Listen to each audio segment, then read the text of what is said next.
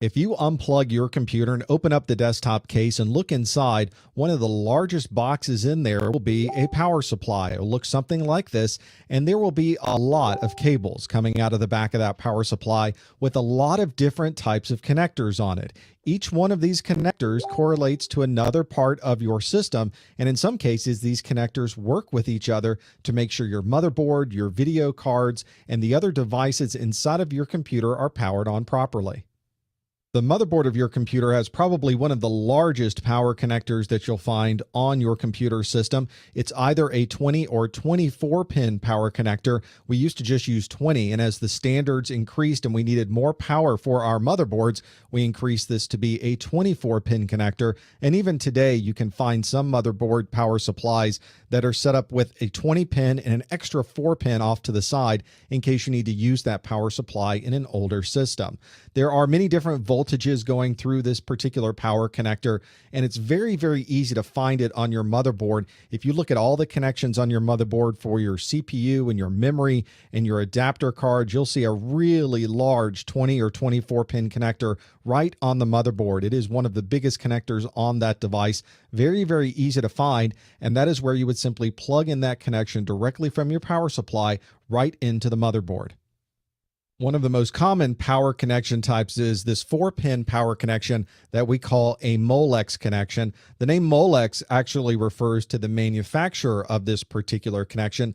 Molex is a very large organization that makes many, many different types of connections, but because this is the type that we found inside of our computers, it now has this moniker of the Molex connector. And what we're really talking about is this 4-pin power connector. You can see that it is slanted on one side of it so that it can only fit into a power connection that is exactly that size. And generally, you're using this to power types of peripherals inside of your computer case, storage devices, CD-ROMs and DVD-ROMs, maybe fans might be connected to these. We would be using these because they're such a very common connection type for power inside of the computer case.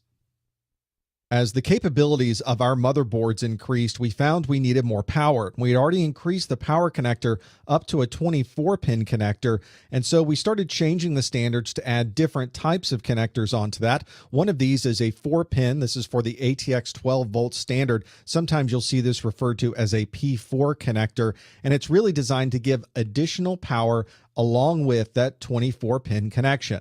There's also an 8-pin connection. This is from a standard called the EPS 12-volt, an entry-level power supply specification. It was really designed for servers and devices that had multiple processors and multiple cores in those processors that needed a lot of power. Those will have 8 pins connected to it, and you'll see them used in conjunction with that 24-pin power connection on the motherboard.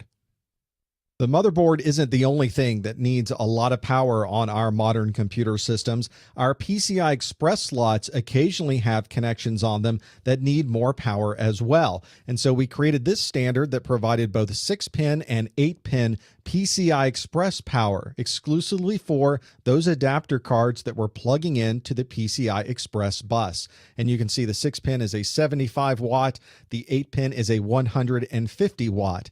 And if you're wondering what would need that much power on a PCI Express, you've probably already guessed it's something like a video card. Today's video cards are extremely powerful. They have multiple processors on them. There's usually a fan connected to them. A lot of power needs to go to these devices. And if you look carefully at the very top of this particular video card, you'll see those connectors are right in the top. So if you need additional power to your PCI Express adapters, there's probably going to be a connector right on the device card itself. Simply look for that connection and plug in to that power.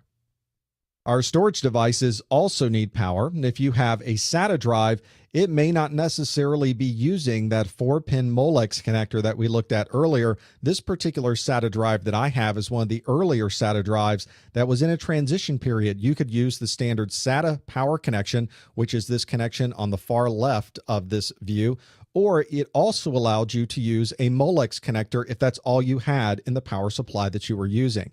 Today, the newest SATA drives generally only have that single SATA power connection, and you can see it is a very specific kind of connector. There's nothing else on your computer that's going to be using this. And if you do have an older power supply that does have that Molex connector, you might want to get something like this device that will take any Molex connection coming in and convert it into this SATA power so that you can then power your hard drive.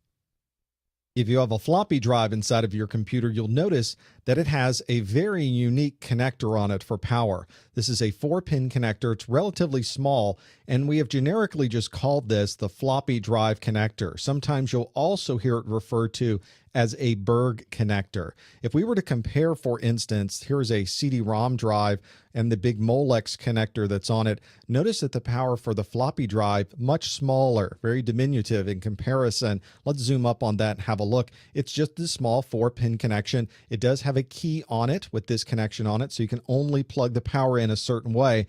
That makes it very, very simple to find that power connection for the floppy drive and plug it right in so that you have power going to the floppy drive connection. Now that you can recognize some of these common power connections, try unplugging your desktop computer, taking the cover off, and seeing if you can identify all of the power connections going to your motherboard and all of the peripherals inside of your computer.